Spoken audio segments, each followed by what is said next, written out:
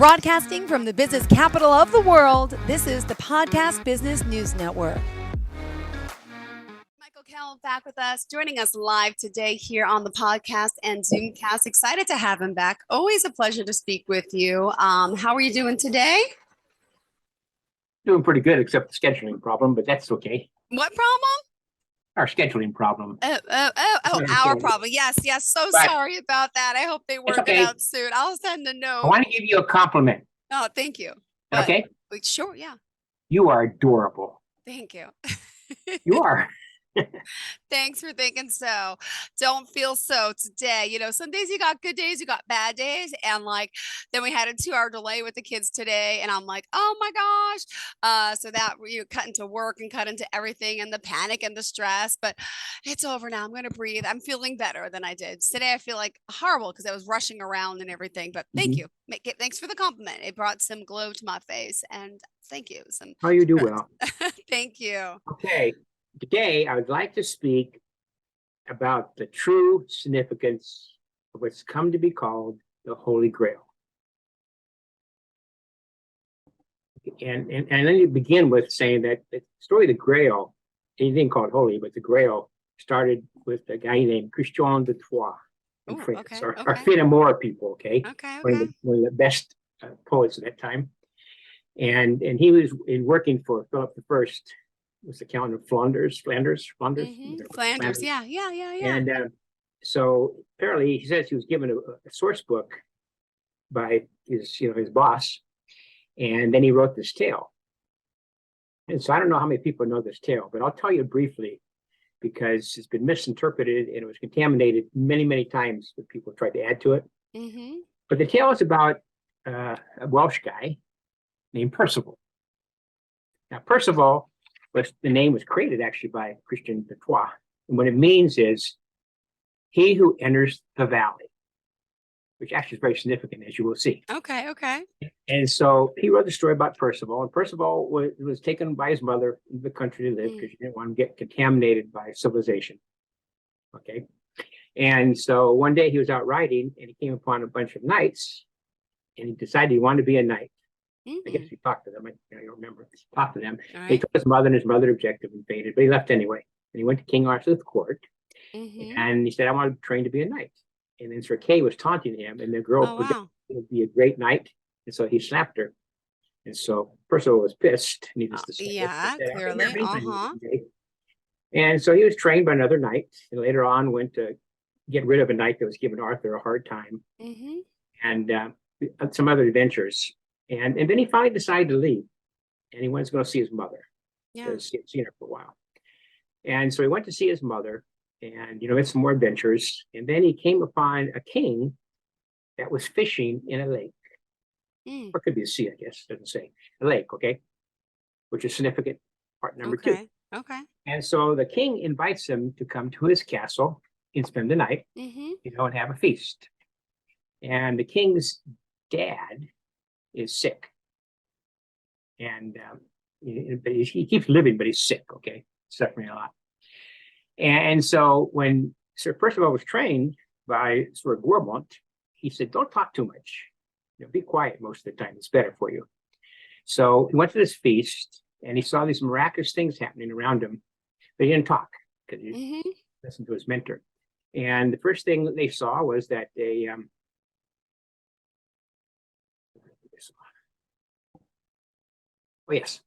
first thing they saw was a young man carrying a lance. A nice lance, but it had blood dripping from it. Number 3. Then came by 2 page boys carrying candelabras. Now that's number 4, because you realize 2 arms to a cross. Then a beautiful, beautiful lady, probably the king's daughter, carried a grail. Grails, you have to go back to, if it's a real grail, you have to go back to Jesus' time. And around the 1st century, after the Romans were there and stuff, there's the reasons that the Jewish people were using this clay like everybody else, but they thought it could get contaminated. So they switched over to stone thinking it wouldn't get contaminated, which is not true. And so for maybe 150 years, stoneware was really popular. Okay. And in Israel now they found stoneware factories. So they know this is true. It was common and excavated other places. Mm-hmm. And so if the Grail would have been talking about Jesus, it would have been made out of stone, most likely. Mm-hmm. He's like pretty pure, right? So I mean, he would probably follow some of the rules, not all of them, some of them. Yeah. And then another lady came carrying a silver platter, which may or may not be significant, okay? But he didn't say anything. He went to sleep, and he woke up the next morning, not in the castle anymore. And a girl came up to him and said, you should have said something about the Grail, because you would have helped heal the Fisher King's father. Mm-hmm. Fisher King's father is another significant thing that he's put in this tale. Mm-hmm. Okay. Now, the only things about the Grail that, and it goes on, okay, then it just stops. Never was finished. And 4 people finished it. The original poem was like 9,000 lines long. Mm-hmm. But there's like 58,000 or something more. People added 2 different stories to it. So a lot of the King Arthur stories come out of this. Mm-hmm. So that's pretty good. It's a pretty clean story. But maybe 10 years later, sometime there's a guy named Robert de Béron who took his story and changed it. And he said the chalice was the cup that Jesus drank at the Last Supper, which actually is not a big. Last Supper is not a big deal in church. Last time compared to other things, and that Joseph Arimathea took it in after Jesus was taken down and got his blood. Okay. That is a fictitious tale for sure. Okay, that's the one that's become popular with the Grail. Okay, but as you know, how I think this has too many clues to what. Oh yeah. The door is a woman. Mm-hmm. Okay, so what the Holy Grail really is the Virgin Mary. Mm-hmm. Whether she's virgin or not, you can argue, okay? But she was the vessel, she's probably like a platter, okay, that held the womb, which was the chalice. And in chalice, that's where Jesus was, God inseminated her, and Jesus grew up, right? Came out. What's interesting is that in the tale with Percival, is when he left, is that he ran into an old monk, and the old monk said there was a Eucharist in there. Oh, wow. Chalice, which is even better evidence that the Eucharist is talking about Jesus' body, right? I mean, not the real body, but his body, okay? So wherever that tale originally came from, I mean, he put it into the genre of the times, but it came from an earlier story. But the earliest stories they have of Virgin Mary holding a Grail, which doesn't look like a regular one, a metal one, of course, it's maybe like 100 years before. A couple of places, I think one was in Spain, but it's all been lost. Stuff's been lost now. And so I think, that is the real explanation. Now, one could ask, well, why would I believe you? Sure. Now, we know the answer to that one, don't we? I'm privy to that information because of my birth. Yes, of course. And people may not believe in angels, but they are on earth. You are. are. They're never who you think they are. You're an angel. That's going to change soon because they're going to start talking. Ooh. And so you're a part of this, you see. All right, cool. In a sense. The angel has reached out to me. I'm blessed to know that I'm your angelic friend, and your path was designed to work with me. See? And that's how we met. You are so much more than you ever imagined. Thank you. I'm Michel. So that's, I think, the story of the Grail. Okay, and if that is the true, at least close to the true story, at least it's spiritual, so that's good, and it makes good sense because if Eucharist is what we think it is, like the Catholics think it is, and the Church thinks it is, well, it's symbolic, but that's sort of a clue. Yeah. Okay. My video is kind of bad today for it. It's kind of weird. No, it's tighter. It's like, yeah, but I don't know if that did something about making the resolution. Oh, got it. That's why you asked before about the camera. Okay. I've really checked too. It shouldn't be doing that, so I have to check what's going on. There may be a new screen. They got one of those curved screens. Yeah. They're really cool. I know. I figure out how to do it. Fancy. And so that's just the story for today in terms of that. Okay. But now you see what Percival says. He who enters into the valley has sexual significance physically, and so it's like Percival represents the Holy Ghost. Yeah. Story and stuff. But it was really, really popular. I mean, the first original stuff, and so I just recently ordered some more of his stuff just to read it. But it's in like couplets. And then, I guess 8 syllables. It might be Mhm. kind of strange to read in English because I don't know if they can translate from Old French or not. But how much time do we have? 15 minutes? We got 16 minutes. Well, approximately. Okay. Can I mention BB? You can mention anything. Okay. Okay. As you know, I'm in training with them, to fine tune everything to be a show host. And your dear friend, John Kelly, and I get along together great. Yay! Okay? And I know you're the head guy there because it always says, Yeah. blah, blah, blah. Love And him. so I have big plans for that. I can't wait to hear. Big plans for that show. So I have to work them out with things. But John seems to be agreeing with it because it's about making a big intervention in the world. Because I was telling a dear friend of mine who doesn't have an angel. In any case, I was telling him, the problem with the world is that the oppression of the female, which is totally against all God's rules, okay? And even psychological rules, has caused a problem because there's really 2 forces in the world. Mm-hmm. There's a lot of forces, but 2. I mean, the one that's most important, that only women really have, is the mothering, and it's the mothering force. And you know this very well. Okay, women by nature are nurturing and mothering. And that's a quality that probably comes in building the DNA and whatever. Okay. Men, unfortunately, are aggressive. In general. It doesn't mean they're bad, but they're aggressors. And that's a good thing if you need to take the family into a new environment. It could be dangerous and stuff. But this aggression has been going on way too long. And in my opinion, is the only way to save us from having an end times, if it's possible, is to empower women.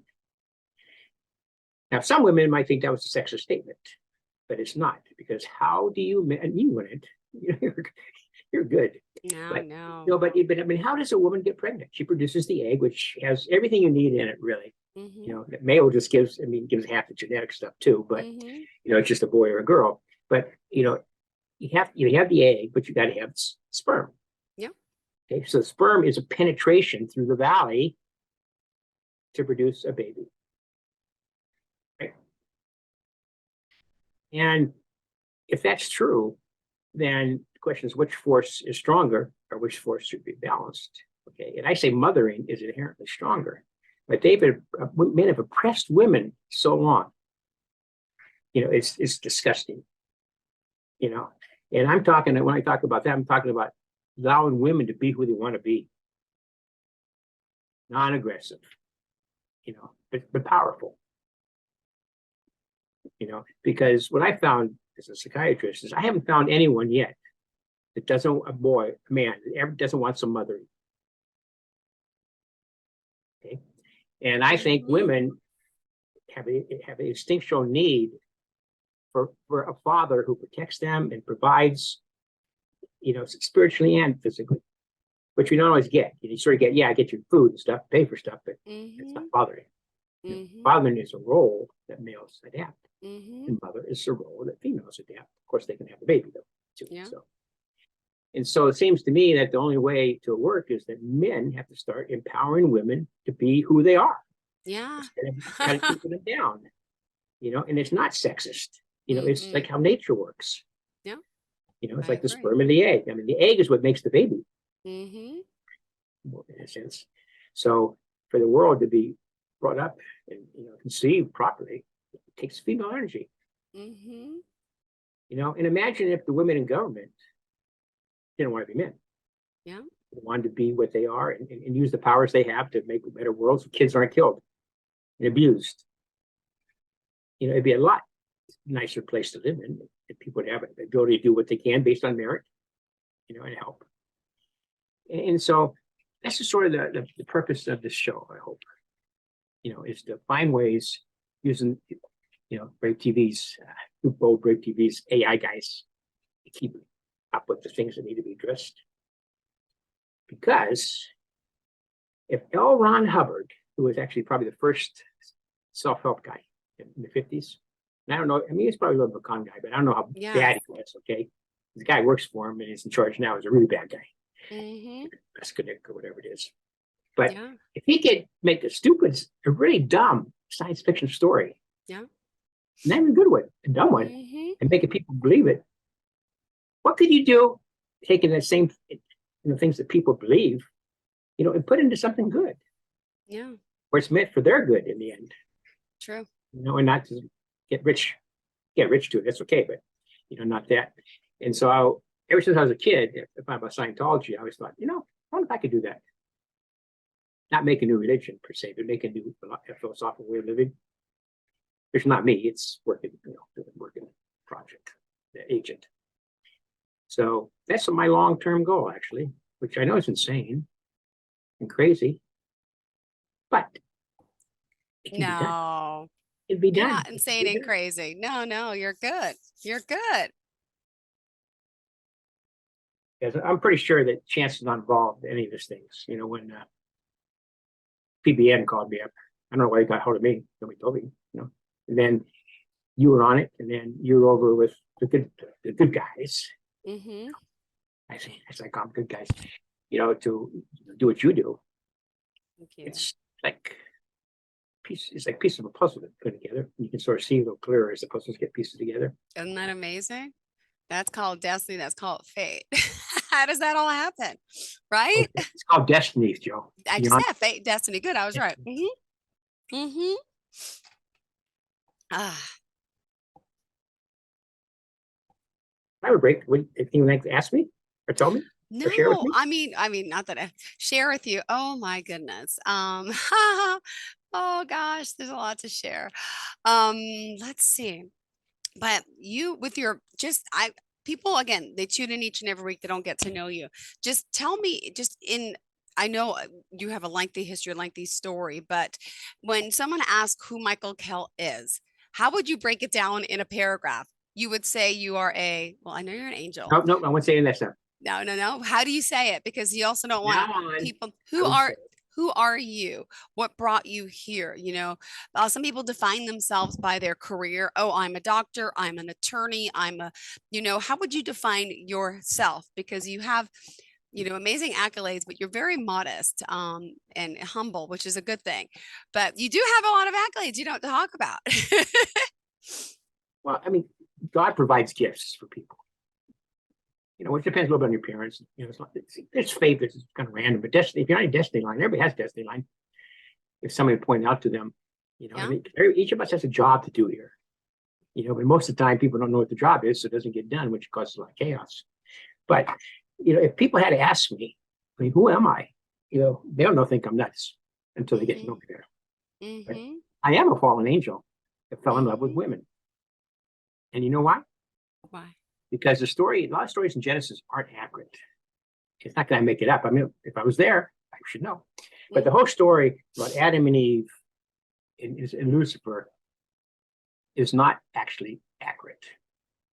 Okay. Clearly, there's people in the world before with Adam and Eve. So Adam and Eve represents like a little gift of spirit that you can have that wasn't there before evolutionarily.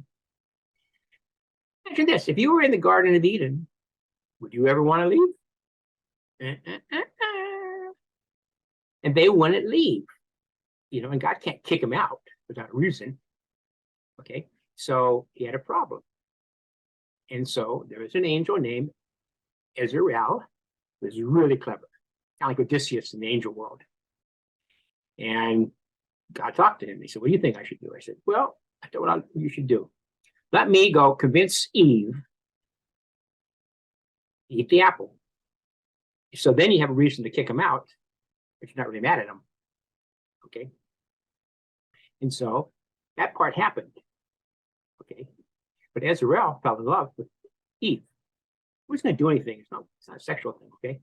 Fell in love with Eve, and then he got her to eat the apple. And so they could go down to earth and empower mankind slowly by breeding, these angel bodies to do it come down. And so Israel was sort of stuck because he fell in love with Eve. He fell in love with female women in general because he saw how powerful they were and how things were being left out in heaven, because there wasn't any females in heaven. That was a boo-boo, mistake or experiment. And he realized, like the Kabbalists talk about, if you go a good Kabbalist, that you have Chesed, then you have Hakma, and you have Bina, and Kether. Kether's like first manifestation of God, not quite done yet. Breaks down into female energy, male energy, and they're connected. Life.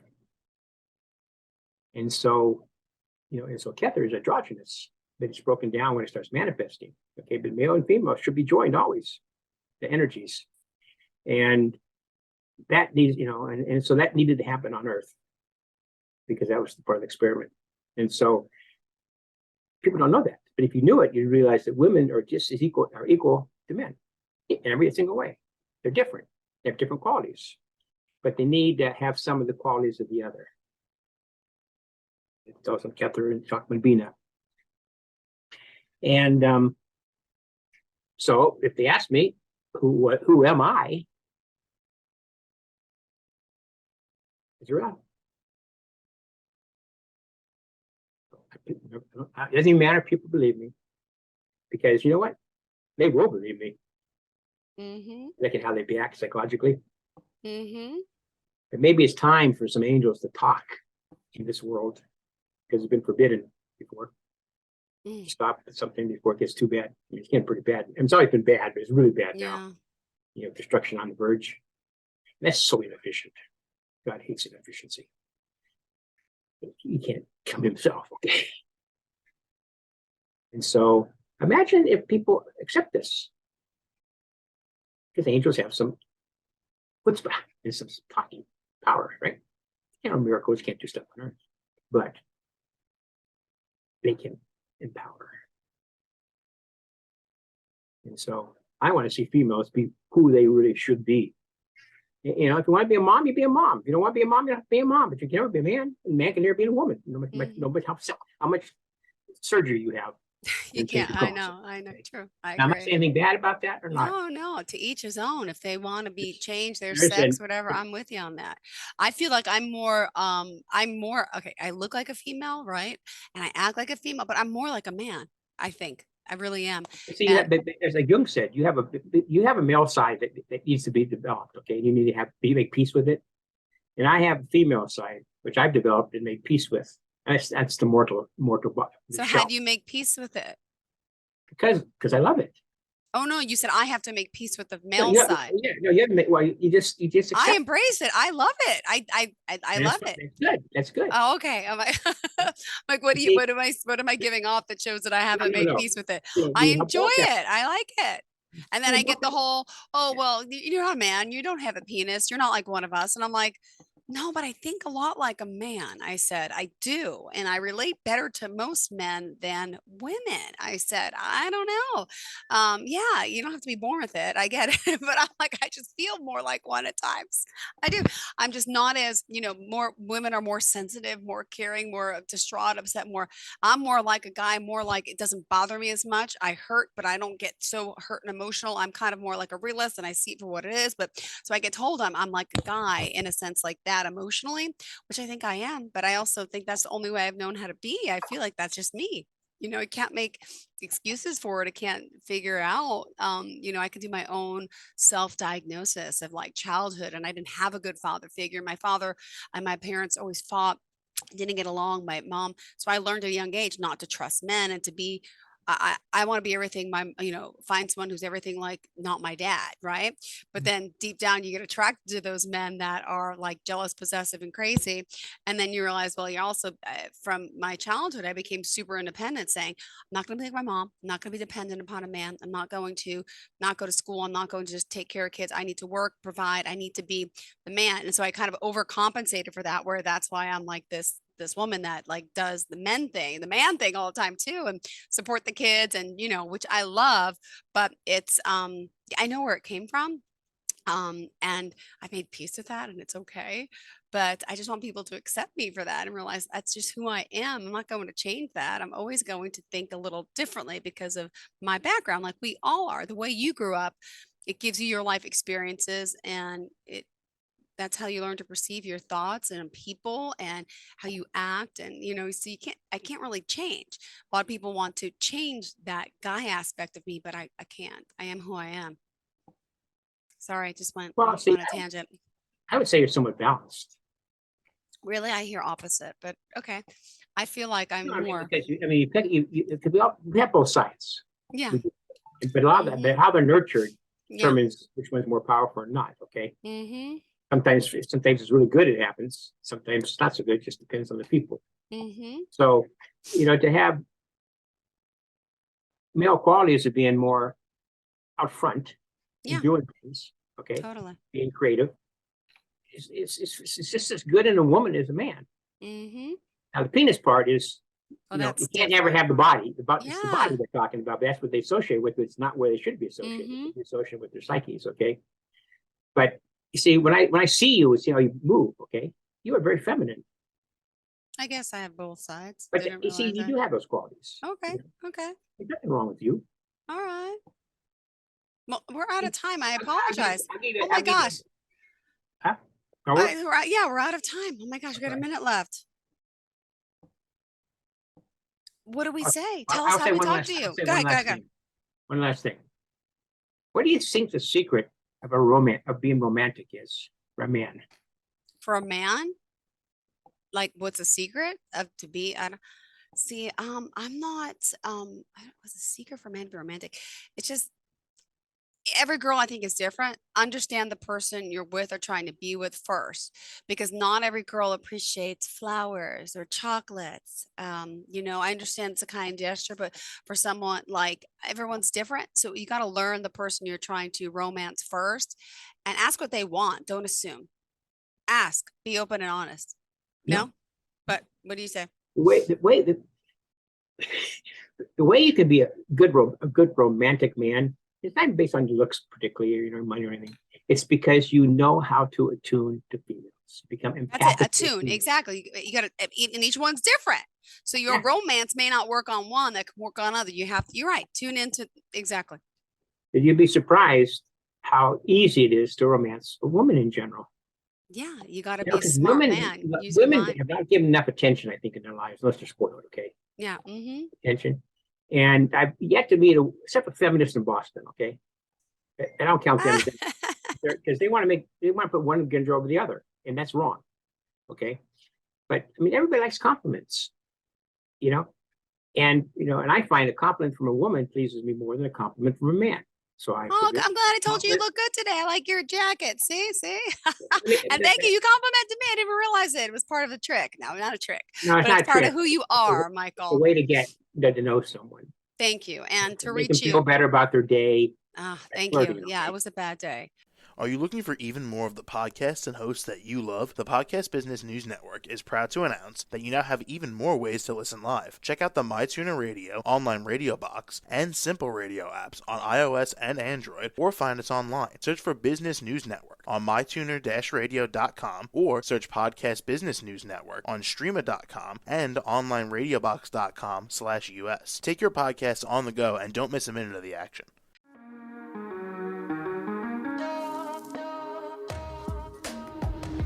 Broadcasting from the business capital of the world, this is the Podcast Business News Network.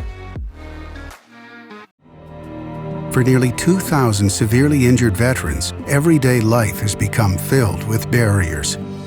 Day-to-day simple tasks can become pretty daunting. I have to carry my chair up 2 flights of steps or have somebody do it for me. What scares me the most is just the falling. When I'm struggling with my house, I think, to have that one great barrier just knocked down, it's crucial.